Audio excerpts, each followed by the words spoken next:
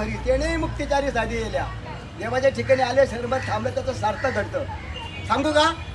बरं ऐका, लक्षात घ्या. आमचा जन्म माझ्या महाराजांच्या घरात आहे. तुकाराम महाराजांना 3 मुलं, विठ्ठल, महादेव, नारायण. त्यांच्या 3 मुलापासून आमची परंपरा आहे म्हणून या ठिकाणी माहिती देतो. लक्षात घ्या. तुकाराम महाराज झाडा खालून सदैव वैकुंठाला गेले ध्यासाकाठ. तुकाराम महाराजांनी समाधी काही घेतलेली नाहीये. तुकाराम महाराज सदैव ध्यासाकाठ वैकुंठाला गेले, हे महाराजांचं मुख्य दर्शन आहे. आता वैकुंठ म्हणजे काय लोक विचारतात. समोर ते कमान दाखवले, ते पांडुरंगाचा वाहने कडू पक्ष, ते साक्षात या ठिकाणी उतरलं. तुकोबाराया त्या पक्षावर बसून ते हे घेऊन गेले. त्याला वैकुंठ म्हटलंय. हे जी झाड आहे हे तुकाराम बीजेच्या दिवशी आपाप हल्ल्यात होळी झाली की दुसऱ्या दिवशी तुकाराम बीज असते. या ठिकाणी 4 ते 5 लाख यात्रा भरती. 12:05 हे झाड आपाप हल्लात दिवसा. आणि ज्या ठिकाणी तुकाराम महाराजांचे ग्रंथ बुडवायला सांगितले रामेश्वर भट्टाने, ते ठिकाणी इथून 1 मैलावरती आहे. पण तिथली शिळा तुकाराम महाराजांनी 13 दिवस उपोषण केलं. शिळेवर बसून 13 दिवशी माझे ग्रंथ कोरडे आले.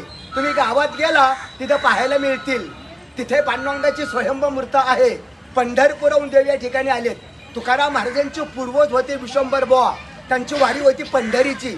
त्यावेळी त्यांना दृष्टांत झाला की विठ्ठल आंब्याखाली आहे. त्यावेळी ती स्थापना तिथं झाली. आपण जर या ठिकाणी आलो, आपल्याला देहू आणि पंढरी दोन्ही क्षेत्र इथे घडले जातात. तिथं त्यांचं राहतं पण आहे. ज्या ठिकाणी महाराजांनी अभंग लिहिले एकांतवासी, तो भंडारा डोंगर इथून 3 मैलावरती आहे. हे तुकाराम महाराजांचं वैकुंठ स्थान. इथून वैकुंठाला गेले आणि 3 वेळा परत आले. एक संताजी जगनाडे तिली समाजातले, त्यांच्याकरता तुकाराम महाराजांची मुलगी भागीरथबाई तिच्याकरता, आणि संत निळोबाराया त्यांच्याकरता. संताजी दगडांकरता कसे आले? ते महाराजांचा उजवा हात होता. त्यांनी महाराजाकडून वचन घेतलं. म्हणले, महाराज मी जर मिळलो तर माझ्या देहाला तुम्ही मुठमाती द्या. तुम्ही जर अगोदर गेले तुमची मी सेवा करील. तुकाराम महाराज अगोदर जातात. मागावून ते वारले गेले. इथनं सुदुंब्र गाव आहे 5 ते 6 मैल. तर गावकऱ्यांनी खड्डा वगैरे खणला, देह गाडायचा प्रयत्न केला. देह काही गाडला जात नाही, ते आपोआप वर येऊ लागला.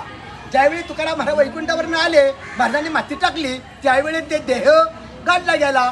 तुकाराम महाराजांची मुलगी तुकाराम महाराज वैकुंठ जाता वेळेत भागीरथबाई सासरी होती, नांदायला गेलते. भागीरथबाईने इंद्रणीच्या कडे येऊन वडिलांचा धावा केला.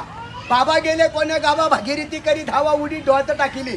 मच्छन मच्छवर झल्ली, पांडुरंगाने मच्छावता धारण धरला, तर ते तारलं गेलं.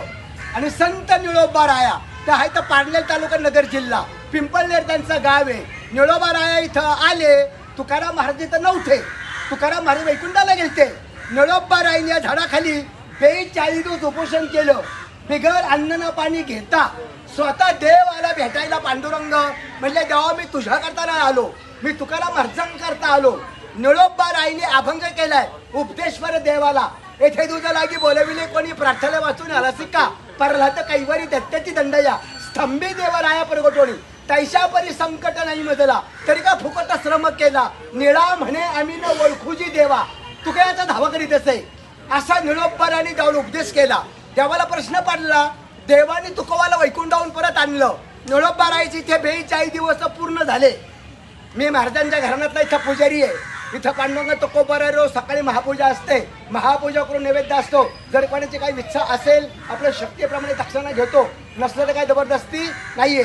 त्यांचा शेवटचा अभंग असा आहे, आम्ही जातो तुम्ही कृपा असू द्यावी, सकाळला सांगा विनंती माझी, वाढवे जळो पांडुरंग वैकुंठ श्रंग बोलावी, अंत काही ठेवामशी पावला, कुडी सहित झालो गुप्त तुका. थोडक्यात तुकाराम महाराज की जय. आता गावात दर्शन करा आणि काय कोणची इच्छा असेल आपल्या शक्तीप्रमाणे काय दान देऊन जा. देवाच्या ठिकाणी ध्येय दान व्हायला जात नाही. महाराजांना महापूजा नैवेद्य असतो.